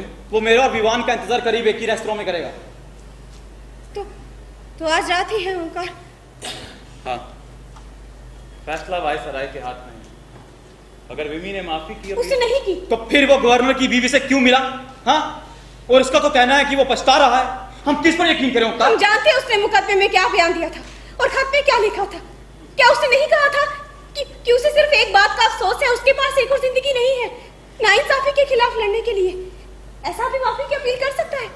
नहीं नहीं, वो मरना चाहता था और अभी मरना चाहता है। जो उसने किया उसे जुटलाया नहीं जा उसे सकता। गवर्नर की बीवी से नहीं मिलना चाहिए था। इसका फैसला सिर्फ वही कर सकता था। देविका, उससे मिलना हमारे उसूलों के खिलाफ था। हमारा एक ही उसूल है, कत्ल करना। अब वो आजाद है, एकदम आजाद। नहीं, अभी नहीं है, वो है। और अब जबकि वो मरने वाला है तो उसका हक है जो चाहे करे। वो मरेगा, तुम्हें निराश नहीं करेगा। देविका, अगर उसकी सजा माफ हो जाए तो तुम लोगों को खुशी हो। उसे साबित हो जाएगा कि गवर्नर की बीवी का कहना सच था। वो पछता रहा है, उसने धोखा दिया है हमें। लेकिन वो मर गया तो तुम्हें उसका यकीन करना होगा, प्यार करना होगा। नहीं देविका, ये गलत है। हमने कभी उस पर शक नहीं किया। नहीं किया? शायद तुम ठीक कह रहे हो, लेकिन क्या फर्क पड़ता है, आज रात सब पता चल जाएगा। विवान तुम वापस किस लिए आए? उसकी जगह लेने। उसका बयान सुनकर मुझे कितना फक्र महसूस हुआ था। मेरी आंखों में आंसू आ गए। याद है उसने क्या कहा था? इस दुनिया में नाइंसाफी के खिलाफ मरना मेरा पहला विरोध होगा। मैंने पढ़ा तो मेरे हाथ कांपने लगे। मेरा पहला विरोध? हाँ, यही कहा था उसने। देविका, इतनी हिम्मत! और आखिर में उसने कहा था, इस दुनिया में नाइंसाफी के खिलाफ मैं केवल आदमी के विरोध को दिखा पाया हूं। मेरा मरना हमारे पाक आदर्शों का सबूत होगा। तभी मैंने वापस आने का फैसला कर लिया। उसे हमेशा इस पवित्रता की खोज थी। इतनी क्रूरता से मिलती है यह पवित्रता। रो मत देविका, वो चाहता था उसकी मौत पर कोई ना रोए। अब समझ आया कि मैं कभी उस पर शक क्यों नहीं कर पाया। मैं हमेशा डरता रहा, लेकिन जब पता चला उसे मौत की सजा हुई है तो मन में सिर्फ एक ही ख्याल आया कि तब उसका साथ ना दे सका, अब उसकी जगह ही ले लूं। आज उसकी जगह कौन ले सकता है विमान? आज वो अकेला होगा, एकदम अकेला। जिस तरह मिसाल कायम कर उसने हमारी हिम्मत बढ़ाई है, हमें भी उसका हौसला बढ़ाना है देविका। उस पर फक्र करके, रोकर नहीं। मैं नहीं रो रही। देखो, मेरी आंखों में आंसू नहीं है। मैं अब कभी फक्र महसूस नहीं कर पाऊंगी। मुझे गलत मत समझना देविका। मैं चाहता हूं कि विमी जिंदा रहे। हमें उस जैसे लोगों की जरूरत है। लेकिन वो जिंदा नहीं रहना चाहता, इसलिए हमें भी चाहिए कि हम उसकी मौत चाहें। तुम पागल हो गई हो क्या? मैं जानती हूँ, उसे सिर्फ इसी तरह चैन मिल सकता है, मर के। उसे मरने दो, लेकिन जल्दी। विवान, चलो, मदन इंतजार कर रहा है। ओंकार, मैं भी जा रहा हूं। कुछ ही मिनटों में सब पता चल जाएगा। ख्याल रखना उसका। मौत, फांसी, ओंकार, हर बार वही मौत। हाँ देविका, और कोई तरीका नहीं। ऐसा मत कहो। अगर मौत ही अकेला तरीका है तो हमने गलत रास्ता चुना है। सही रास्ता तो जिंदगी की तरफ ले जाता है। हमारा रास्ता भी जिंदगी की तरफ जाता है। दूसरों के लिए हमारे बच्चे जिंदा रहेंगे, हमारा वतन जिंदा रहेगा। याद है विमी क्या कहा करता था? हिंदुस्तान एक खूबसूरत जगह होगी। दूसरे हमारे बच्चे? हाँ, लेकिन विमी तो जेल में है, वो तो मरने वाला है। शायद मर चुका है। लेकिन ओंकार, अगर दूसरे भी जिंदा ना रह पाए तो, अगर वो बेवजह ही मर गया तो? चुप रहो देविका। कितनी ठंड है।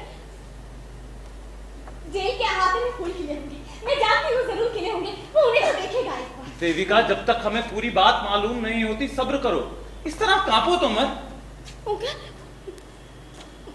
मुझे बहुत सर्दी लग रही है। मुझे ऐसा लग रहा है जैसे मैं कोई लाश हूँ। कितनी बुढ़ा गई हूँ मैं। हम फिर कभी जवान नहीं होंगे ओंकार। पहले कत्ल के साथ ही बचपन आंखों से ओझल हो जाता है। बम फेंक और पूरी जिंदगी आंखों के आगे से गुजर गई। बचती है तो सिर्फ मौत। मनुष्य की पूरी योनि हमने जी है। और मरना भी इंसान की तरह चाहिए देविका, लड़ते लड़ते। हमारी रफ्तार बहुत तेज रही है, हम अब इंसान रहे ही नहीं। दुख और नाइंसाफी की रफ्तार भी तेज होती है देविका। सब्र करने के लिए वक्त नहीं, ना ही धीरे धीरे जिंदगी गुजारने को। हिंदुस्तान जल्दी में है। जानती हूँ सबके दुख हमें अपने कंधों पर झेलने हैं। उसने भी यही किया। बहुत हिम्मत चाहिए। कभी सोचती हूँ इस फक्र की हमें सजा तो नहीं मिलेगी। इसकी कीमत हम अपनी जिंदगी से अदा करते हैं। इससे ज्यादा कोई कुछ नहीं कर सकता देविका। इसी चीज पर तो हमारा हक है। क्या सचमुच इससे ज्यादा कोई कुछ नहीं कर सकता? कभी सुखेन की बात सुनकर डर लगता है।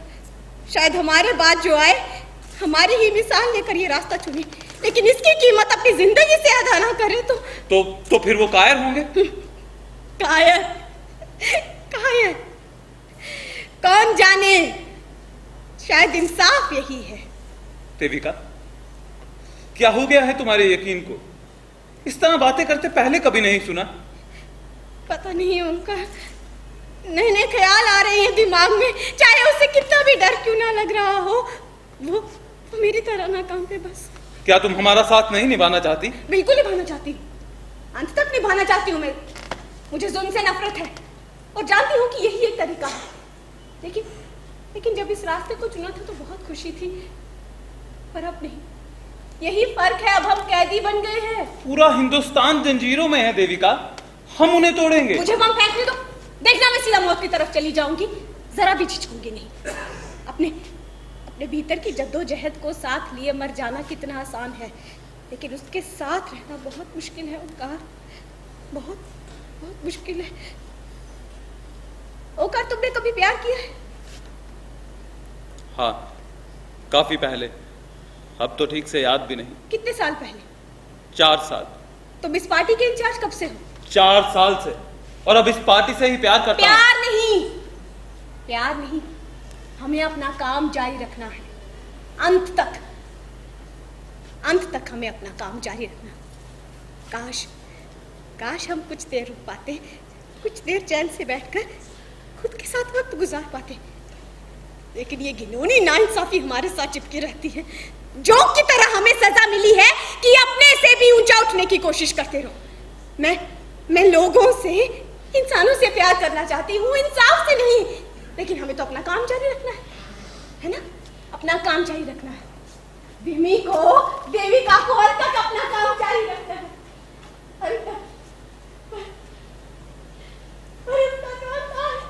उसे माफ कर दिया जाएगा देविका। तुम जानते हो ऐसा नहीं होगा और ऐसा नहीं होना चाहिए।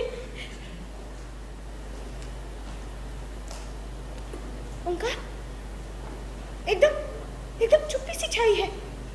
शायद वो उसे बाहर ला चुके हैं। तुम्हें पता फांसी कैसे दी जाती है? नहीं। 2 हाथ काला सा कपड़ा पहना दिया जाता है, जल्लाद रस्सी खींचते और गर्दन चटक जाती है। कितना खौफनाक है ये। हाँ, एक तरह, लेकिन दूसरी तरह से बहुत अच्छा भी तो लगता है। अच्छा? हाँ, फंदा गले में पड़ने से पहले किसी के हाथों के स्पर्श को तो महसूस करता है। देविका, जब ये सब खत्म हो जाए तुम्हें कुछ दिन कहीं जाकर आराम करना चाहिए। जाना चाहिए? किसके साथ? मेरे साथ देविका। तुम्हारे साथ? ओह, सुबह हो चुकी, विमी मर चुका है, महसूस हो रहा है। देविका, हम सब तुम्हारे साथ हैं, भाइयों की तरह। हाँ, सब साथ हो, भाइयों की तरह। इस तरह के भाईचारे में कितनी गंदी बू आने लगती है कभी-कभी। ओंकार, सामान समेट लो अपना। विमी ने हमें धोखा नहीं दिया। जो कुछ हुआ मदन ने देखा? हाँ। सुखे बैठ जाओ, मुझे बताओ क्या हुआ। क्या फायदा देविका? नहीं, तुम्हें बताना ही होगा सब कुछ। मैं नहीं बता सकता देविका, हमें यहाँ से निकलना भी है। नहीं, पहले मुझे बताओ उसे कब बताया गया? कल रात 10 बजे। उसे फांसी कब लगाई गई? 2 बजे आज सुबह। 10 बजे? तो वो 4 घंटे अपनी कोठरी में इंतजार करता रहा। हाँ, बिना कुछ बोले, और अब सारा मामला खत्म हो चुका है। 4 घंटे बिना कुछ बोले? उसने पहना क्या था? क्या वही गंदा कुर्ता? नहीं, काले कपड़े। क्या बहुत ठंड थी वहां? बहुत अंधेरा था देविका, फिर बारिश हुई और दालान में कीचड़ सी बनी थी हर जगह। वो कांप रहा था? वो किसे देख रहा था? मदन का कहना है कि वो सबको देख रहा था, पर जैसे सचमुच देख नहीं रहा था। और फिर उसके बाद? बस करो देविका, बहुत हो गया। नहीं, सुखे, और कुछ नहीं तो उसकी मौत तो मेरी है। बताओ मुझे, बताओ ना। फिर उन्होंने सजा पढ़कर सुनाई। जब सजा पड़ी जा रही थी तो वो क्या कर रहा था? कुछ नहीं, और उसने अपने पैर पर चिपकी जरा सी मिट्टी को हटाया। जरा सी मिट्टी? तुम ये सब बातें कैसे जानते हो? कैसे ये सब बातें तुमने मदन से पूछी? क्यों? ओंकार, मेरे और बीनी के बीच कुछ था। ओंकार, क्या मतलब? मैं ईर्ष्या करता था उससे। सुखेन, और बोलो, और बताओ। जानती हो, जब उससे उसकी आखिरी ख्वाहिश पूछी गई तो उसने क्या कहा? क्या? जिंदगी के कोई मायने नहीं मेरे लिए, मैं मौत को कबूल कर चुका हूं। उसकी आवाज कैसी थी? हमेशा की तरह, लेकिन इस बार तनाव कम था और ठहराव ज्यादा। क्या क्या वो खुश लग रहा था? पागल हो गई हो क्या? हाँ हाँ, मैं जानती हूँ, वो खुश लग रहा था। कितना बड़ा नाइंसाफ, अगर जिंदगी को नकारने के बाद उसे मौत में भी खुशी न मिले। वो खुश था और तख्ते पर बहुत खामोशी से चढ़ा। हाँ, दूर किसी के गाने की आवाज आ रही थी, फिर एक कुत्ता भौंका, फिर वो सीढ़ियां चढ़ने लगा और अंधेरे में गायब हो गया। बस वही काला कपड़ा नजर आ रहा था जो जल्लाद ने उसके सर पर ढका था। और फिर क्या? कुछ गुटी गुटी सी आवाजें। गुटी सी आवाजें। रिमी, और बताओ सुखी, फिर क्या हुआ? बताओ ना, बताओ। विमान, तुम बताओ। विमान बोलो। एक घिनौनी सी आवाज।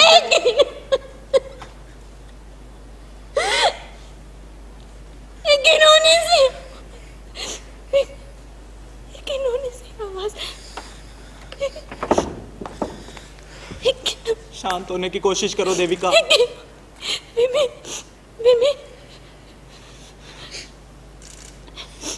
रो मत। नहीं, मत रो। आज ही तो कुछ जन्मा है जो इमारे इम्तिहान में पास होने का सबूत है। हम इनकलाबियों के इम्तिहान में पास होने का सबूत। विमी अब कातिल नहीं रहा। एक घिनौनी सी आवाज, बस इतना ही लगा। गुटी गुटी सी कुछ आवाजें और वो वापस अपने बचपन की खुशियों में पहुंच गया। तुम्हें याद है उसकी हंसी विमान? तुम्हें याद है ना? कभी कभी हंसता था वो बिना किसी वजह के। आज भी हंस रहा है वो सफेद चादर के नीचे। मिमी, देविका, मिमी उठो। मिमी, देविका। ओंकार, तुम मेरे भाई हो ना? तुम मेरी मदद करोगे, है ना? हाँ देविका। हाँ, तो फिर ऐसा करो, मुझे बम फेंकने दो। पहला बम मैं फेंकूंगी। हम औरतों को बम नहीं फेंकने देते। मैं क्या औरत रही हूँ? उसे फेंकने दो ओंकार। हाँ ओंकार, उसे करने दो, लेकिन बारी तुम्हारी है सुकेन। देविका भी अब मेरी ही तरह है ओंकार। हाँ। करने दो उसे। ओंकार, तुम मुझे फैलने दोगे? बोलो ना ओंकार, तुम मुझे फैलने दोगे? बोलो ओंकार। हाँ देविका। हाँ, मैं बम फेंकूंगी और फिर इसी तरह एक रात में सब कुछ आसान हो जाएगा। हाँ।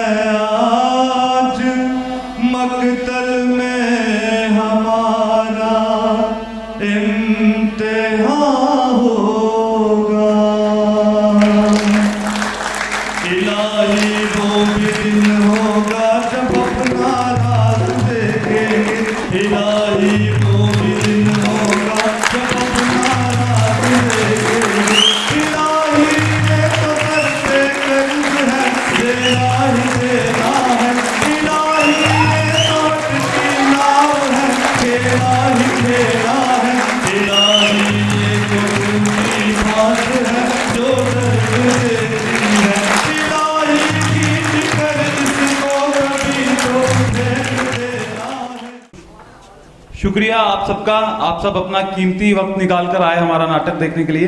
सबसे पहले आप सबका शुक्रिया। तो इसके बाद जो लोग मेरी टीम में मेरे साथ जुड़े थे, जो काफ़ी देर से इस प्ले को लेकर मेहनत कर रहे थे, सबसे पहले उनका तारुफ करवाना ज़रूरी है। तो यहाँ पर जो गवर्नर के रोल में थे वो थे ऋषभ जी, आगे।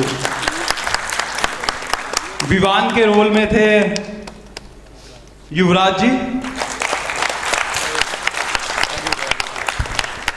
सुखेन के रोल में थे अंकित शर्मा जी, और विमी के रोल में थे अभिषेक शर्मा जी,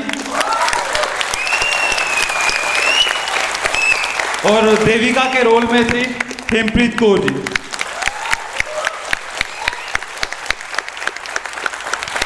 जैसे कि आप सबको पता है कि प्ले सिर्फ ऑन स्टेज का नहीं होता, बैक स्टेज भी बहुत काम होते हैं, प्रॉपर्टी, लाइट, सब कुछ। लेकिन इकलौती ऐसी एक्ट्रेस है सीता कुमारी जिसने रोल भी किया और लाइट भी वो एग्जीक्यूट कर रही थी। क्योंकि यहाँ पर लाइट डिजाइनरों की थोड़ी कमी है, तो हम खुद में से ही अपना कोई आदमी लाइट डिजाइन करने के लिए रख देते हैं। तो सीता जी ने रोल भी किया और लाइट भी की। शुक्रिया।